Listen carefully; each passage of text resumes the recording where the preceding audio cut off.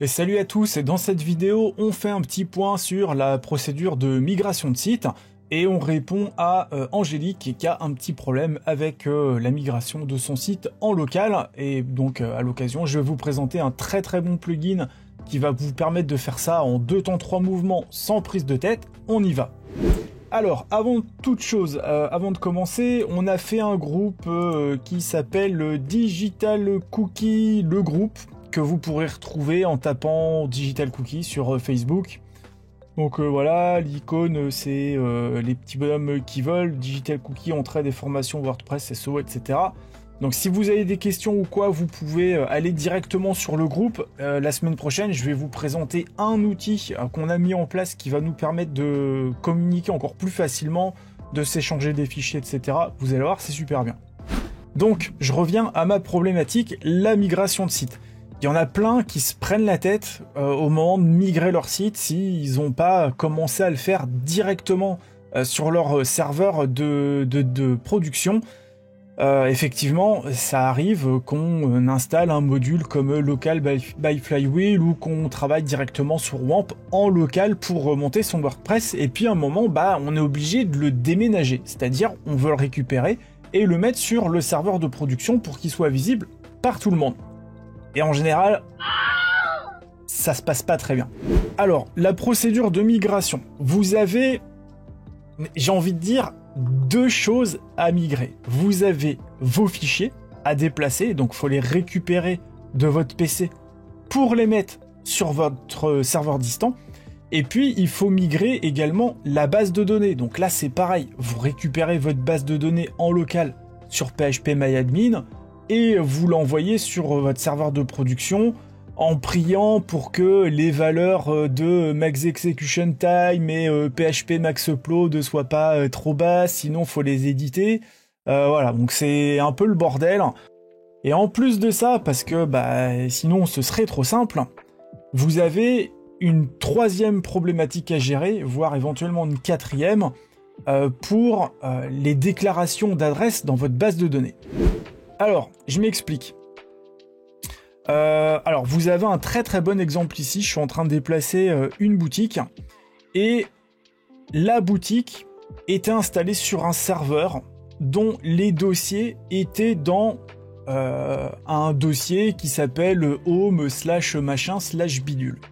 Et cette adresse-là, sur mon nouveau serveur, elle n'existe pas. Ce sera pas la même.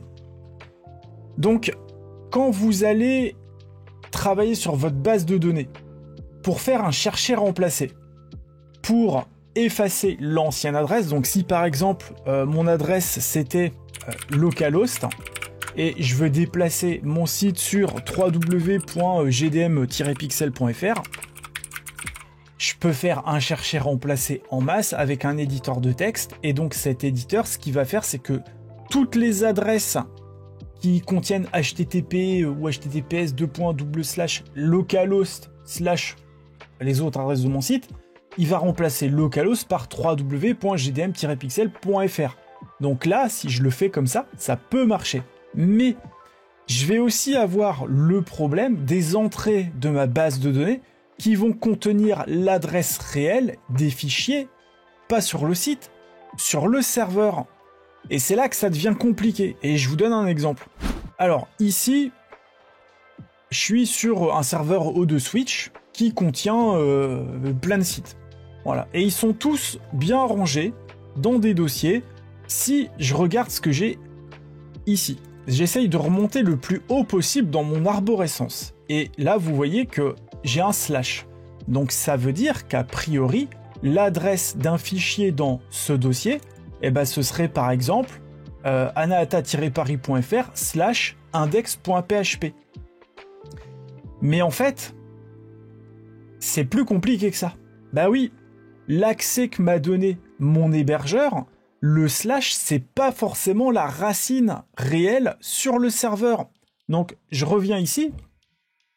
Vous voyez que quand je veux aller le plus haut possible, je vois slash et puis je vois les dossiers qui sont sur mon serveur. Et là, j'en ai un justement qui s'appelle demowpvivid.gdpx.fr Et quand je suis connecté avec un autre compte FTP sur ce dossier-là, eh ben, j'ai l'impression qu'en fait, il n'y a rien à la racine de... Enfin, il n'y a rien plus haut que ce dossier-là. Pourquoi? Parce que j'ai accès uniquement à ça. Donc, un petit exemple sur ce site-là. J'ai installé un fichier qui s'appelle realpass.php et là-dedans, j'ai rentré une fonction PHP qui va me donner l'adresse réelle d'un fichier, donc ici index.php, sur mon serveur. Donc logiquement, index.php, il est au même niveau que realpass, donc je m'attendrais à le trouver à slash, en fait, genre, il n'y a rien d'autre. Et pourtant, quand je vais sur ce fichier-là, eh ben, je vois qu'en fait, l'adresse réelle du fichier, c'est home/anch6404/ mon dossier /index.php. Voilà. Donc pour le dire autrement, quand vous voulez migrer votre site, vous devez prendre en compte l'adresse réelle sur le serveur parce que vous avez des modules qui vont l'exploiter. Donc cette adresse réelle, il faut la retrouver avec la fonction realpass.php. Donc c'est un peu chiant à mettre en place quand même. Il faut la remplacer par la nouvelle adresse sur le nouveau serveur. Donc cette nouvelle adresse, il faut aussi la connaître. Vous devez également remplacer l'adresse de l'ancien domaine par l'adresse du futur domaine. Vous devez également faire gaffe, parce que des fois, vous avez des modules qui vont écrire l'adresse du site en dur dans les fichiers. Donc, bon, vous avez compris, c'est une vraie galère. Et alors, j'ai pas parlé exprès des cas où vous avez des builders de pages, notamment, qui vont utiliser des données sérialisées, c'est-à-dire qu'ils vont rajouter une empreinte sur ce qui est écrit dans la base de données. Si cette empreinte change, ça va plus marcher. Vous avez aussi la problématique, là je pense par exemple à Divi. Divi, il va avoir besoin de fichiers JSON qui vont contenir les informations du site. Donc migrer la base de données, migrer les fichiers, ça suffira pas. Il faudra aussi exporter les fichiers JSON pour les réimporter sur le nouveau site. Bref, c'est vraiment une opération qui est super chiante. Et c'est là que WP Vivid Backup arrive à la rescousse. Donc WP Vivid Backup and Migration, c'est un outil qui sert à la base à faire des sauvegardes de sites, mais ces sauvegardes, vous allez pouvoir les exporter sur un nouvel environnement. Donc, je l'ai installé sur mon site principal, jdmpixel.fr. Là, je suis sur mon back-office. Alors, ici, il s'appelle pas WP Vivid Backup parce que je l'ai installé en marque blanche, donc j'ai pu le renommer, il s'appelle GDM Backup. Et vous voyez que ici, quand je me mets sur Manual Backup, on va se faire une migration en de 30 secondes. Quand je me mets sur Manual Backup, je vais pouvoir faire un backup sur localhost, c'est-à-dire mon serveur. Ici, je veux faire un backup de fichiers de WordPress et base de données. Je rentre pas dans les détails des réglages avancés pour exclure certains fichiers, certaines entrées de la base de données. Je vais cliquer simplement sur Backup Now et on va le laisser tourner. Pendant qu'il tourne, on va regarder ce qu'on a sur le FTP. Donc là, je me suis mis dans le dossier qui contient les sauvegardes du module. Donc vous voyez que là, en fait, il est en train de bosser. Si je rafraîchis, on voit que ces chiffres-là, ils sont en train d'augmenter. Pourquoi? Parce que le module est en train de faire une archive avec mes plugins, mon thème, enfin tout mon bordel, et ma base de données. Voilà, et quand il va avoir terminé, ça va prendre quelques secondes, je vais récupérer tout ça, je vais aller le déposer sur mon site de démo. Donc mon site de démo, il est là, et dedans, il n'y a rien. Il n'y a strictement rien. Donc voilà, j'ai le nouveau thème WordPress là qui est tombé il y a quelques semaines. Voilà, je suis sur démo wpvivid.gdpx.fr et si je voulais migrer GDM Pixel là-dessus, ce serait une vraie galère, il faudrait que je transfère les fichiers, la base de données, les chercher, remplacer, vous avez compris, c'est vraiment chiant. Donc pendant qu'il est en train de tourner, on va gagner un tout petit peu de temps. Je vais aller sur Extension, Ajouter. Je vais taper dans le moteur de recherche WP Vivid Backup. je vais installer le module Migration Backup Staging WP Vivid. Alors il paye pas de mine comme ça, hein. Je laisse s'installer tout tranquille. Et ensuite, je vais récupérer les fichiers de ma sauvegarde et je vais les mettre dans le dossier de réception, entre guillemets, de ce module. Donc là, je l'active. Alors, pendant ce temps-là, si je me remets sur GDM Pixel, j'ai un message qui me dit « Félicitations, l'export s'est bien déroulé, il n'y a pas de problème. » Je vais pouvoir cliquer sur le bouton « Download all parts ». Voilà, donc bon, il va mouliner un petit peu, puis il va les télécharger depuis le navigateur. Je pourrais les récupérer directement depuis le FTP, hein. Donc là, je vais récupérer mon Backup All Part 1, Part 2. Je vais les mettre sur mon bureau. Donc là, je suis en train de les télécharger. Ils vont être déposés sur mon bureau. Et ensuite, je vais les re-uploader vers mon serveur de destination. Donc maintenant que mes fichiers sont arrivés sur mon bureau, je vais aller les placer sur mon serveur de destination. Dans le dossier, il me donne l'adresse ici. Il me dit que c'est dans WP Content, WP Vivid Backups. Donc je vais les uploader. Donc dans WP Vivid Backups, je prends mes deux archives. Voilà, je les upload. Je vais cliquer sur le bouton Scan Uploaded Backup or Received Backup.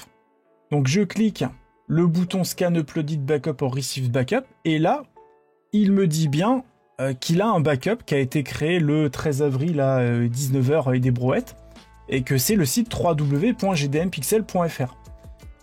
Je peux regarder les détails, etc., etc. Donc je me remets sur mon site. Hein. Voilà, je le fais vraiment en live. Et donc là, soit je le télécharge, soit je clique sur Restore. Et je vais cliquer ici sur Restore. Voilà, il va mouliner un petit peu. Donc il me dit que je suis pas sur la même version de PHP, je suis pas sur la même version de MySQL. Je suis un ouf, j'y vais comme ça. Là en fait c'est pas vrai, je vérifie hein, qu'il n'y a pas de grosses conneries. Honnêtement, je pense que ça va passer. Là sur la version de MySQL, j'ai un doute quand même, mais on va bien voir. Voilà, et je lui dis que je veux tout restaurer. Et je clique sur Restore Now. Voilà, et donc là, on va attendre 2 minutes. Et normalement, si tout se passe bien, quand il a fini, il a copié, il a cloné mon site en fait, sur mon site de destination. Alors là, l'import vient de se terminer. Et du coup, j'ai été déconnecté. Donc, je vais pouvoir me reloguer. Voilà, donc là, vous voyez, il a tout récupéré, hein.